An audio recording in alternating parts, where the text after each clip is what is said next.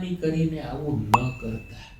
My dear friends, હું આપને હાથ જોડીને વિનંતી કરું છું કે એવું બની શકે કે તમારે કોઈની સાથે મતભેદ હોય, તમને કોઈ પ્રેમમાં દગો આપી શકે, તમને કોઈ પૈસામાં દગો આપી શકે, તમારો વિશ્વાસ કોઈ તોડી શકે, તમને કોઈ પરેશાન કરી શકે, તમારી સાથે છળ કપટ કરી શકે, તમારા ઉપર ખોટા આક્ષેપો લગાવી શકે, તમારો ઉપયોગ કરી શકે.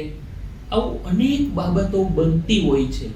બની શકે કે તમારી સાથે એના મતભેદો હોય, બની શકે કે તમે સાચા હોય એ ખોટા હોય. એટલે તમને પણ એવું થાય કે હવે હું જોઈ લઈશ, એક વખત મારે એને બતાવી દેવું છે, અને તમે એમને તકલીફ આપવાનું શરૂ કરો. અને તમે પાવરફુલ હોય એટલે તમે એને તકલીફ આપી શકો, તમે એમને બતાવી પણ શકો. પણ જો એ તકલીફ સહન કરતા કરતા એમની તકલીફ એટલી વધી જાય કે જ્યારે એને કોઈ રસ્તો નહીં મળે ને, ત્યારે એ શું કરશે?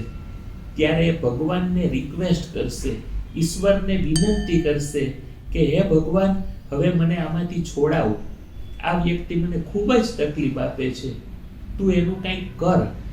અને એ વખતે એવા વ્યક્તિની રિક્વેસ્ટ એ ભગવાન તાત્કાલિક સ્વીકારી લેશે, અને ત્યારે દુનિયાની કોઈ તાકાત તમને નહીં બચાવી શકે. તમારી ચિઠ્ઠી ફાટી જશે, અને ભગવાન પણ તમને બચાવવા ઈચ્છે તો પણ બચાવી નહીં શકે.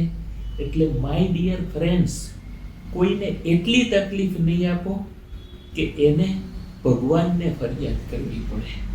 મને વિશ્વાસ છે કે તમે તો એવું નહીં જ કરતા હોય, પણ જો કરતા હોય ને તો પ્લીઝ ન કરતા.